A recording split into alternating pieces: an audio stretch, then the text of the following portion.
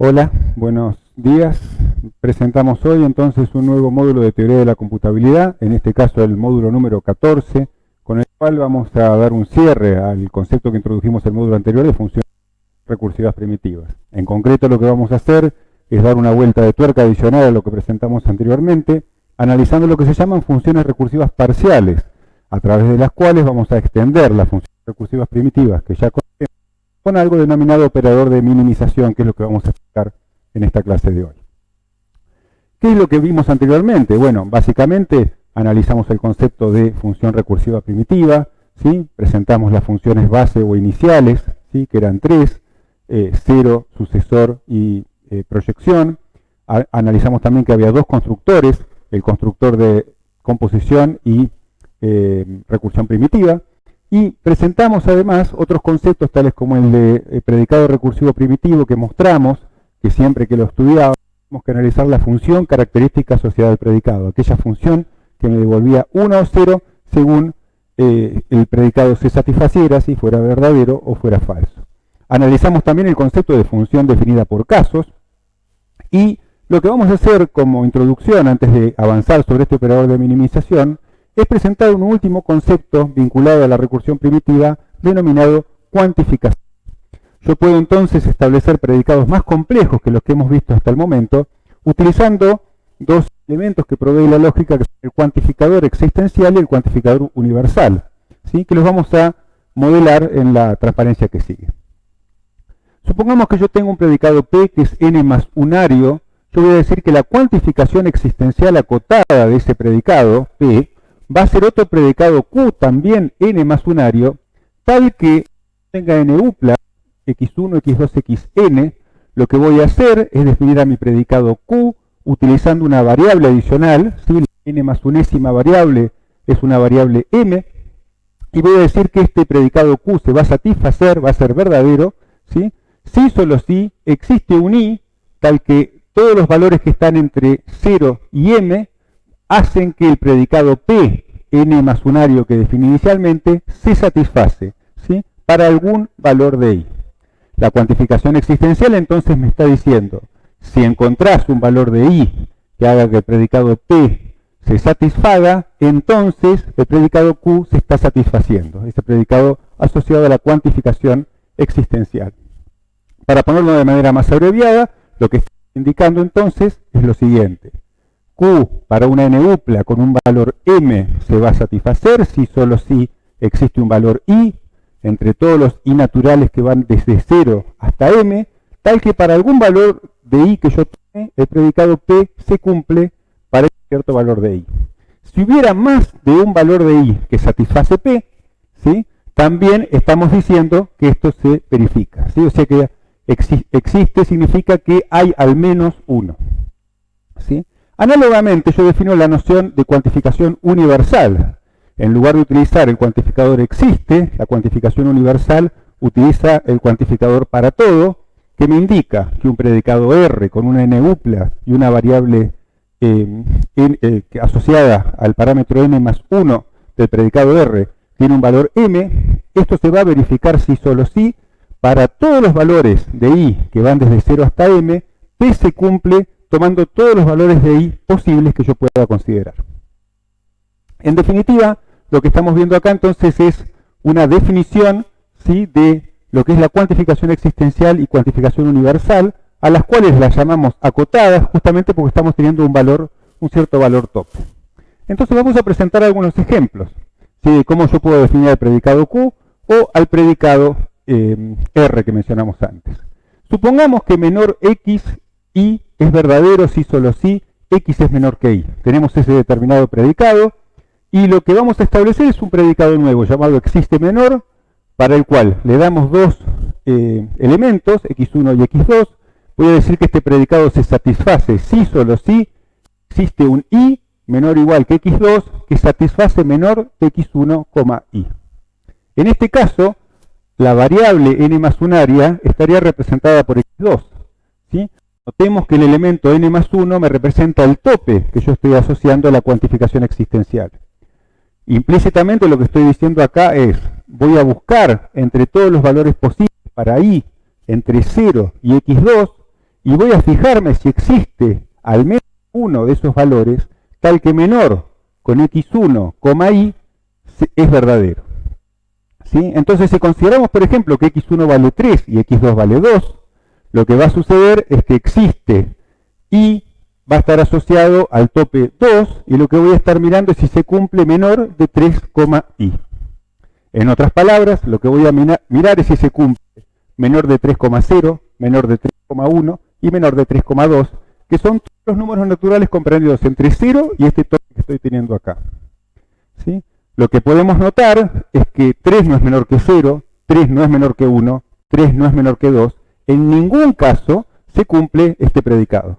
Como nunca se cumple este predicado, ¿sí?, puedo afirmar que no existe ningún caso, ¿sí?, para cualquier i que yo tome que satisfaga el predicado. Por lo tanto, existe menor es falso. ¿Sí? No existe ningún i que cumpla la definición.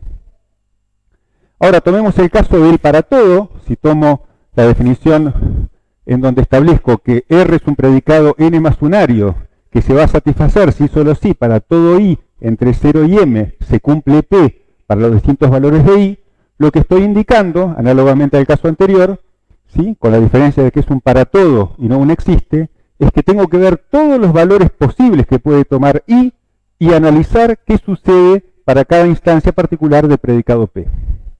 Supongamos por caso que yo tomo un predicado M, O y G, ¿sí?, MOIG menor o igual, indicando que esto se va a satisfacer si solo si X es menor o igual que Y, y va a ser falso en caso contrario. Si considero, por ejemplo, un nuevo predicado siempre MOIG, que significa siempre menor o igual, con X1 y X2, puedo establecer que este predicado se va a cumplir si solo si cualquiera sea el valor de I que yo tome entre 0 y X2, se cumple MOIG asociado a X1, I. Para analizar esto que tengo acá, entonces voy a tener que analizar menor o igual para X1,0, menor o igual para X1,1, y así siguiendo hasta llegar al tope X2. Si analizamos, por ejemplo, siempre menor o igual de 0,2, ¿qué estamos queriendo decir si respetamos esta definición? Estamos queriendo decir que yo voy a analizar si el predicado menor o igual se está cumpliendo para todos los valores que van desde 0 hasta 2. Entonces lo que vamos a establecer acá son distintos valores posibles, donde x1 vale 0 y el segundo parámetro, ¿sí?, de menor o igual va a ser el valor i. Lo que podemos observar es que si yo considero 0 con relación a 0, 0 es menor o igual que 0, 0 con relación a 1, 0 es menor o igual que 1, 0 con relación a 2, 0 es menor o igual que 2. Por lo tanto, este predicado es verdadero. Todas las instancias i que yo considero aquí satisfacen el predicado menor o igual. ¿Sí? Entonces, esta noción que establecemos de existencia, ¿sí?, y cuantificación universal son elementos que están tomados de la lógica y que los podemos introducir en nuestros predicados recursivos primitivos. Resulta ser que yo puedo establecer un lema que me asegura lo siguiente. Si yo tengo un predicado P que es recursivo primitivo, entonces, al fabricar una cuantificación existencial acotada, ¿sí?, y una cuantificación universal acotada, esto es, indicamos un existe o indicamos un para todo con un cierto tope m, hay un elemento adicional, ¿sí?, que es ese parámetro n más unario que añadimos al predicado P, esto que estamos definiendo acá corresponde también a predicados recursivos primitivos. Para ciertos problemas, ¿sí?, de cierta naturaleza, va a ser práctico contar con este tipo de cuantificaciones. Vamos a ver un esquema de la demostración de por qué este resultado se cumple, ¿sí? Consideremos por caso la cuantificación existencial, ¿sí? Yo tengo un cierto predicado P asociado a una n-upla x1, x2, xn, y tengo una variable de control, que es la variable que va a tomar valores entre 0 y m, ¿sí? En este caso la llamamos i. La función característica del predicado P va a ser una cierta función, ¿sí?, la función característica asociada a esto que estamos expresando, que va a tomar la n-upla y va a tomar el valor i.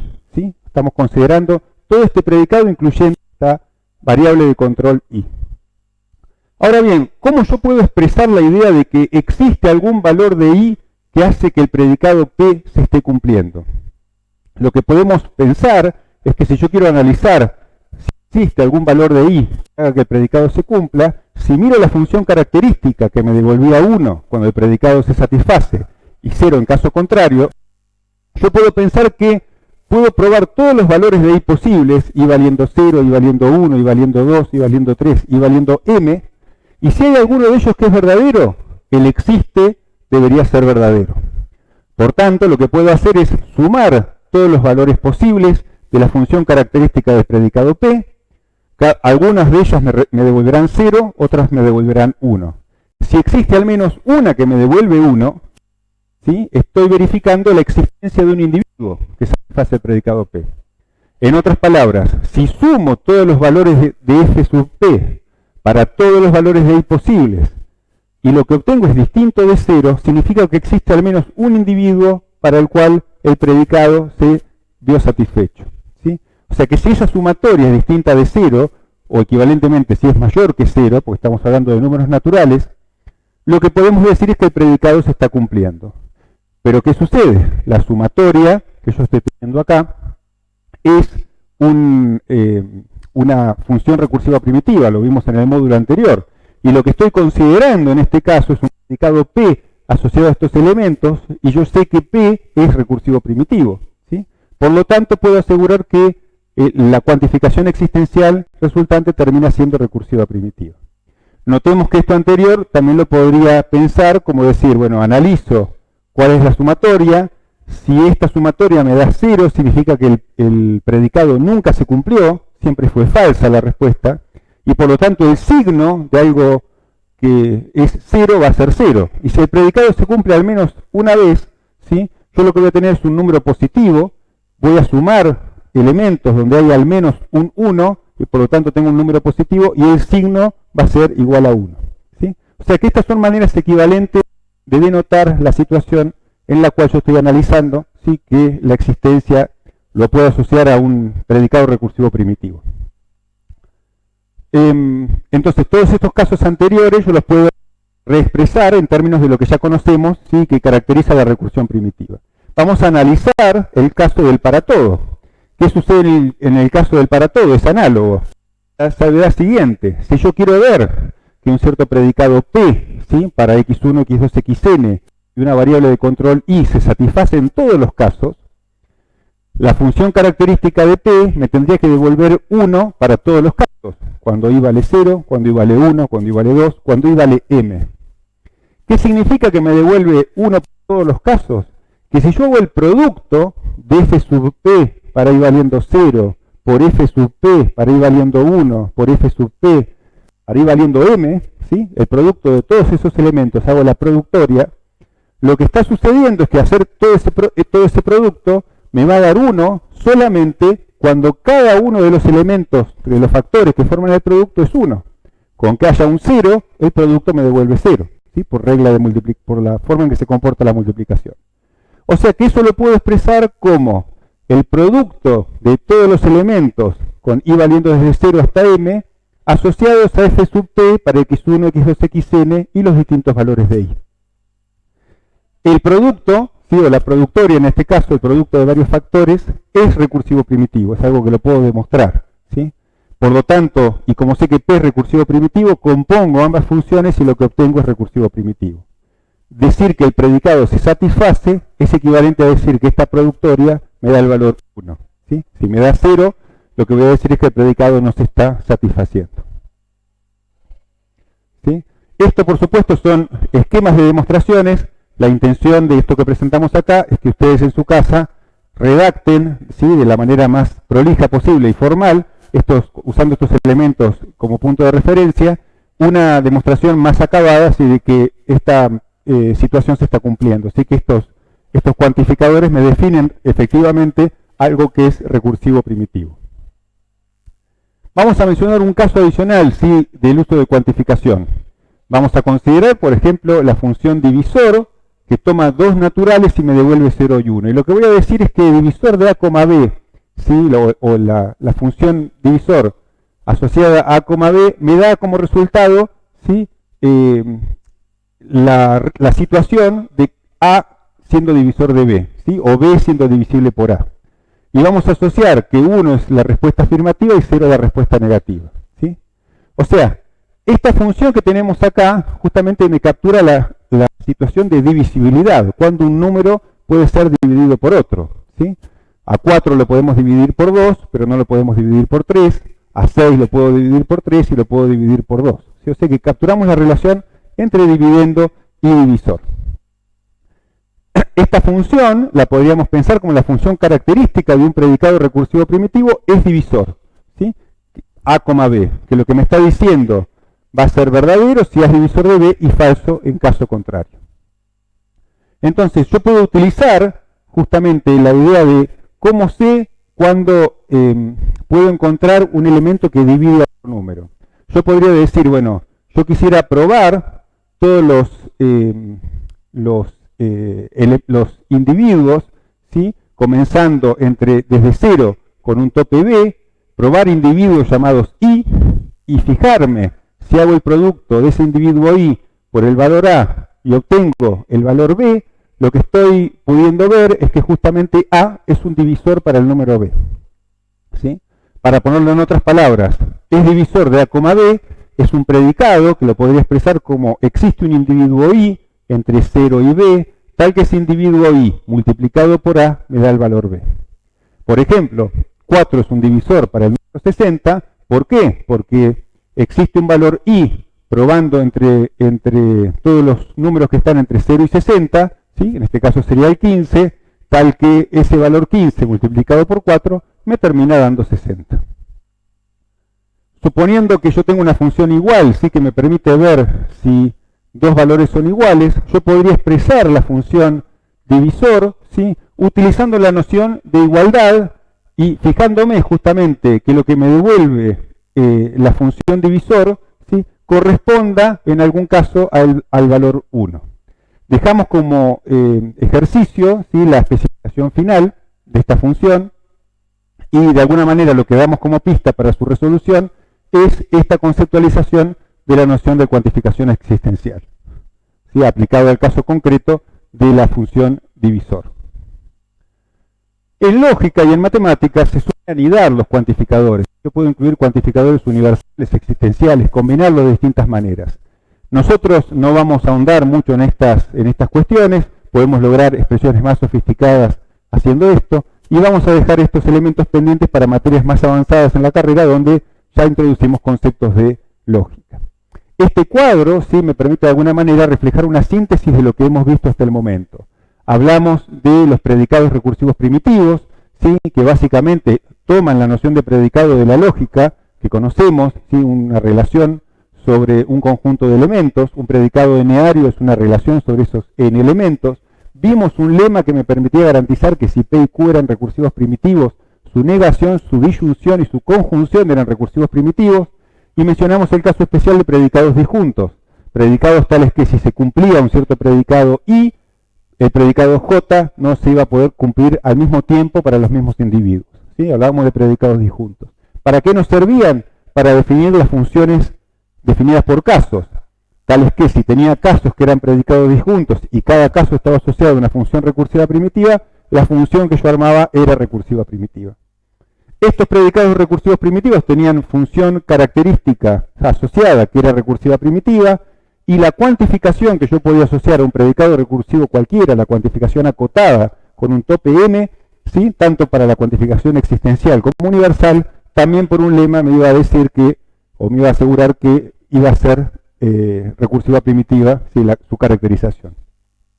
O sea que lo que estamos viendo, lo que siempre tenemos que tener presente acá, también es que para cada análisis que haga sobre predicados, yo miro siempre la función característica. ¿Sí? Siempre un predicado lo estudio a partir de su función característica. Bien, una pregunta que nos podemos hacer, una pregunta interesante, es si todas las funciones que puedo calcular a través de máquinas de Turing, las puedo obtener con recursión primitiva. ¿Sí? Cuando mencionamos este tema al principio, dijimos, bueno, el abordaje a través de funciones consiste justamente en intentar capturar los conceptos que sabemos que son Turing computables mediante funciones. Pero resulta que la respuesta es que no. ¿Por qué? Porque yo puedo construir funciones totales, es decir, funciones que están siempre bien definidas para todo el dominio, que son Turing computables, pero no son recursivas primitivas. Una función particularmente famosa en tal sentido se conoce como función de Ackermann. La función de Ackermann fue propuesta en 1928, ¿sí? Tiene una historia sobre la cual pueden leer algunos detalles en una de las transparencias, y básicamente es una función muy sencilla, muy inofensiva, si uno la mira, planteada con dos variables de entrada y un resultado, ¿sí? Una imagen, que tiene la característica de estar definida usando recursión anidada, ¿sí? Se la puede caracterizar de esta manera o se la puede caracterizar de la forma que aparece acá abajo. Ahora bien, ¿qué singularidad tiene la función de Ackermann? Es una función que yo la puedo computar, ¿sí? Si la puedo escribir en Java, la puedo escribir en Pascal o cualquier lenguaje de programación, y puedo calcular el valor de la función de Ackermann diciendo, por ejemplo, si doy los datos de entrada 0,3, la función de Ackermann lo que me va a devolver en este caso, usando la primera de los renglones donde tengo la definición, es el valor 4. Análogamente, Ackermann de 3,0, ¿sí? Me involucra, por ejemplo, calcular Ackermann de 2,1. Para calcular Ackermann de 2,1 tengo que hacer una llamada recursiva a la misma función, pero eventualmente obtengo un valor final, ¿sí? Es decir, que la función de Ackermann la puedo calcular para cualquier par de valores naturales x e y, ¿sí? Cualquier par que tome x y y, Ackermann es una función total, me devuelve un resultado. Ackermann fue un investigador, una persona que trabajaba en matemáticas, hizo el doctorado bajo la dirección de David Hilbert, ¿sí? Este matemático tan famoso del cual habíamos hablado, y bueno, presentó esta caracterización de su función, que tiene, como dijimos antes, la singularidad de que se basa en la noción de recursividad anidada para su definición, ¿sí? Se puede demostrar, cosa que no vamos a hacer en el curso, que esta función no es recursiva primitiva, ¿sí? La demostración es bastante complicada. Pero lo que sucede es que saber que esta función no es recursiva primitiva me sirve o me da un punto de referencia para el siguiente teorema. Todas las funciones recursivas primitivas son funciones totales. ¿Qué es una función total? Es aquella que está definida para todo el dominio. Cualquiera sea el input, yo obtengo un resultado. La recíproca de este teorema no es cierta. ¿Por qué? Porque existe la función de Ackermann.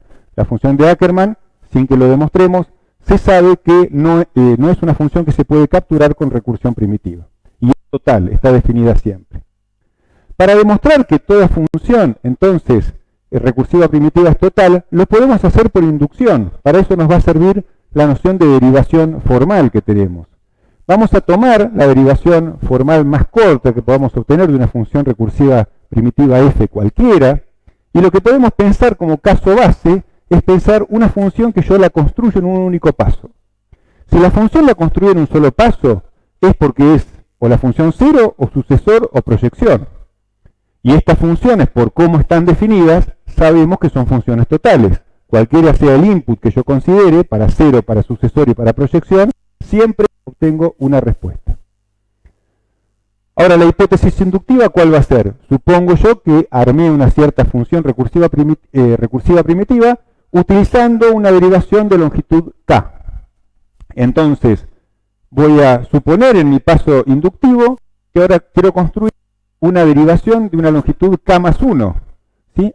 Usando como hipótesis el hecho de que sé que todas las demostraciones formales de funciones que tienen k pasos son funciones totales. Entonces, ¿qué sucede si todas las funciones que tienen k pasos en su derivación son totales? Cuando yo arme esta función f en el paso k más 1, necesariamente para hacer el paso k más 1, lo que usé fue o bien composición o bien el constructor, ¿sí? De recursión primitiva. Y en ambos casos, lo que sucede es que si yo compongo funciones g sub 1, g sub 2, g sub n, y armo con eso una nueva función f, estas funciones son totales, por hipótesis inductiva. Por lo tanto, la función f que estoy armando es total. Y si trabajo con recursión primitiva y uso una función g y una función h para mi función f, pasa exactamente lo mismo. Por hipótesis inductiva, como esta función f tiene k más un elemento en su derivación, y las funciones que estoy usando como punto de referencia tienen k o menos pasos para su construcción, puedo asegurar que g y h son funciones totales y por lo tanto la recursión primitiva, que está siempre bien definida, también va a ser total. Entonces ese teorema me permite asegurar que toda función recursiva primitiva va a ser total. En general en matemáticas se denominan funciones recursivas en general, ¿sí? a las funciones que son totales, ¿sí? La función de Ackermann en ese sentido sería una función recursiva matemáticamente. La mayoría de las funciones que se usan así en matemática, se usan habitualmente, son recursivas primitivas, ¿sí? Por mucho tiempo, pensemos que lo de Ackermann llegó sobre mediados del siglo XX, sí se pensó que yo podía representar todas las funciones totales con funciones primitivas, recursivas primitivas, y el resultado de Ackermann vino a demostrar lo contrario. Ahora bien, tenemos que ver que en lo anterior tenemos una pista de que hay algo que falta, hay una pieza del rompecabezas que no encaja. Mencionamos, ¿sí?, anteriormente que las funciones recursivas primitivas eran totales. Totales significa que siempre me devuelven un resultado. Pero ¿qué sucede? Cuando yo trabajaba con máquinas de Turing, podía suceder que el cómputo de la máquina de Turing fuera tal que la máquina de Turing no terminara nunca. La máquina de Turing entraba en un ciclo infinito, se detenía nunca, con lo cual yo no podía asegurar que una máquina de Turing se comportara como una función total, que siempre me devuelve un resultado. Entonces, nos está faltando algo en las funciones para capturar justamente esa situación. Y de hecho, lo que sucede es que las funciones recursivas primitivas no me van a alcanzar para capturar a todas las funciones Turing computables. No todos los algoritmos me devuelven una salida, hay algoritmos que no frenan nunca, por lo cual yo voy a necesitar de algo adicional para poder modelar ese aspecto que me va a llevar a lo que se conocen como funciones parciales, ¿sí? Vamos a considerar entonces una nueva manera de construir funciones, ¿sí?, que es la que vamos a presentar en las próximas transparencias. En síntesis, lo que sabemos hasta ahora, ¿qué es? Sabemos que las funciones Turing computables son aquellas que tienen procedimientos efectivos o algoritmos. Son todas aquellas funciones para las cuales puedo armar un algoritmo expresado a través de una máquina de Turing. Ahora bien, puede haber máquinas de Turing que cuando las pongo en marcha no se detienen, ¿sí? O sea que no necesariamente todo lo que yo haga acá va a ser recursivo primitivo. De hecho, la función de Ackermann, que sabemos que no es recursiva primitiva por lo que enunciamos antes, yo no la voy a poder computar, puedo hacer un programa que calcule Ackermann, pero no la voy a poder expresar como una función recursiva primitiva. Sin embargo, toda función recursiva primitiva sí la voy a poder calcular con un algoritmo, con una máquina de Turing, ¿sí? Por eso es que las flechitas entonces me indican cosas diferentes. La función de Ackermann es una función total, ¿sí?, y se cumple que todas las funciones recursivas primitivas son efectivamente funciones totales, ¿sí? Siempre me devuelven una respuesta. Sin embargo, no toda función total, que siempre devuelve una respuesta, va a ser recursiva primitiva. Y el contraejemplo es la función de Ackermann que tenemos acá. O sea que este dibujo, este diagrama, me ilustra las relaciones que hay entre los conceptos que vimos hasta el momento. Como mencionamos antes, las funciones Turing computables están asociadas a los procedimientos efectivos o algoritmos. Entonces, la pregunta que yo me hago es, si existen máquinas de Turing que no se detienen, ¿dónde están expresadas acá? Aquí dentro no están porque esto es algo que siempre me devuelve un resultado, ¿sí? Por lo tanto, voy a pasar a las funciones recursivas parciales usando un nuevo constructor que me permite expandir el poder computacional de las funciones recursivas primitivas. ¿Cómo definimos las funciones recursivas parciales? Básicamente utilizando, ¿sí?, un constructor adicional asociado a una cierta función g, n más un área, donde hay una variable contador llamada y, y hay un operador de minimización llamado mu.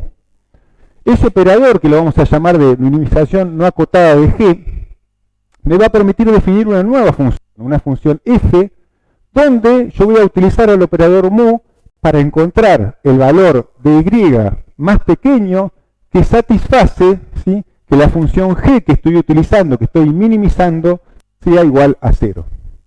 En otras palabras, el operador de minimización, ¿qué hace? Toma una cierta función g, ¿sí?, que estoy expresando aquí, y prueba diferentes valores del parámetro y, empezando desde el número 0 y lo va incrementando, hasta encontrar un valor del parámetro y que haga que g valga 0. La pregunta que yo me puedo hacer es, bueno, pruebo con y valiendo 0, me fijo cuánto vale g, no me da 0. Pruebo con y valiendo 1, me fijo cuánto vale g, no me da 0. ¿Qué pasa si empiezo a probar valores de y y ninguno de ellos hace que g valga 0? El operador de minimización va a caer entonces en un ciclo infinito, ¿sí? No voy a poder salir del cálculo de este operador y voy a caer en un problema similar al que sucedía en la máquina de Turing. Formalmente, mi función f definida por minimización va a ser el operador de minimización sobre una cierta variable y, calculando la función g con distintos valores de y. Este operador, ¿sí?, me va a devolver quién es el valor de y que hace que esto se haga 0, si este y existe, y si y no existe, es decir, lo busco y nunca lo encuentro, la función f que tengo acá me va a quedar indefinida. ¿Sí? Esa es la definición conceptual entonces de lo que es minimización. ¿Qué va a ser una función recursiva parcial? Vamos a imitar nuevamente la forma de construir funciones recursivas primitivas, pero incorporando este nuevo constructor. ¿Sí? Una función recursiva parcial va a ser aquella tal que es una función base o inicial de las que ya conocemos, o bien es una función que construyo a partir de las funciones recursivas iniciales, ¿sí?, o funciones que ya derivé anteriormente, usando composición, recursión primitiva o minimización no acotada. ¿Sí? Introducimos entonces un nuevo personaje en nuestro elenco de constructores. ¿Sí? O sea que se agrega este nuevo constructor a los que ya teníamos antes. Vamos a presentar un ejemplo entonces que ilustra cuál es el uso que podemos dar a este constructor. ¿Sí? En la práctica y en apuntes adicionales que vamos a ver hay otros ejemplos adicionales. Tomemos la función piso, ¿sí?, una función de una variable que dado un valor a me devuelve el piso de a dividido 2. ¿Sí? Recordemos que el piso es el número entero más pequeño. ¿Por qué? Porque sucede que si yo divido a 1, lo divido por 2, el valor de 1 dividido 2 expresado como número decimal sería 0,5. Lo que yo quiero necesariamente es tener un resultado natural. Estoy usando funciones que trabajan con naturales. Por lo tanto, la función piso, lo que hace es eliminar la parte decimal. Si a 0,5 le saco los decimales, me queda 0. ¿Sí? El piso de 2 sobre 2, 2 dividido 2 me da 1, ¿sí?, o 1,0, y el piso termina siendo 1. ¿Sí? O sea que la función piso me devuelve siempre un número natural. Acá tenemos diferentes ejemplos.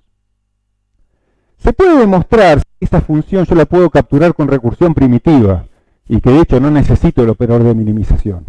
Pero vamos a usar este pequeño ejemplo para ilustrar cómo es que yo puedo capturar, ¿sí?, en la relación que existe entre A y B a través de la minimización no acotada. Entonces yo voy a buscar reescribir esta función, ¿sí?, utilizando desigualdades entre relaciones de números naturales para expresar justamente el piso, ¿sí?, de x sobre 2 asociado al valor de una variable y. ¿Qué sucede? Si yo sé que el valor y, ¿sí?, corresponde al piso de x sobre 2, yo lo que puedo asegurar, ¿sí?, si sé que y es igual al piso de x sobre 2, puedo asegurar que x sobre 2 va a ser mayor o igual a y va a ser un valor que va a estar antes del número natural que sucede a y. ¿Sí? O sea que de hecho sabemos que x sobre 2 coincide con el valor y, por lo tanto podemos establecer esta desigualdad, ¿sí?, y menor o igual a x sobre 2, y al mismo tiempo sabemos que el natural siguiente de y, que es y más 1, necesariamente va a ser mayor a piso de x sobre 2. Perdón, a x sobre 2. O sea que esto que estamos expresando acá es justamente la definición de piso, eliminando los corchetitos que la caracterizan. Ahora bien, yo lo que voy a buscar es encontrar una expresión de esta forma, g de x e y, que a través de operaciones matemáticas me permita, que sean recursivas primitivas, me permita expresar esto usando minimización. Podría multiplicar por 2 todos los elementos de la desigualdad, con lo cual obtengo 2y es menor o igual a x, y eso es menor a 2y más 2. En todos los casos lo que estoy haciendo es productos y sumas, que son operaciones recursivas primitivas. ¿Sí?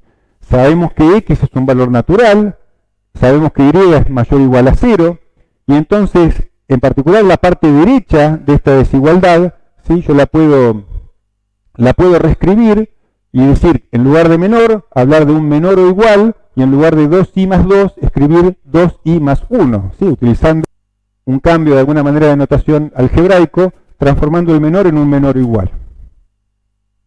¿Sí? Entonces, si utilizamos la notación informal para funciones recursivas primitivas, ¿qué es lo que estamos teniendo acá? Estamos teniendo que, si yo,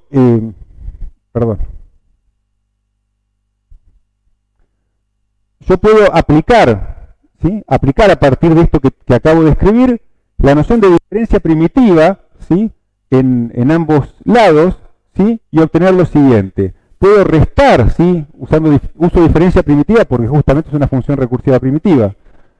Resto de un lado de la desigualdad y del otro, ¿sí? 2y, resto 1 de ambos lados de la desigualdad. ¿Y qué es lo que sucede? Esta operación que tengo acá me da un valor 0, ¿sí? Y esta operación que tengo acá me da otro valor que no conozco. Entonces la expresión del lado derecho, ¿sí? Equivale a 0, por lo tanto resulta que este número que está acá es menor o igual a 0. ¿Pero a qué llegamos en esta situación? A saber que hay un conjunto de valores para x y para y que puede ser diverso y que satisface que es menor o igual a 0. Yo sé que los números con los que trabajo son naturales. Por lo tanto, los números que son negativos no me sirven, no me interesan, ¿sí? Esta expresión la calculo solamente con naturales, por lo tanto lo que me voy a concentrar es en ver qué pasa con la igualdad. ¿Qué valores tengo que tomar yo para x y para y para que esta función se haga 0? Recordemos, ¿sí? Que x era mi input, ¿sí? Y de alguna manera, lo que estamos buscando acá es entonces cuál es el valor de y que me permite satisfacer esta igualdad.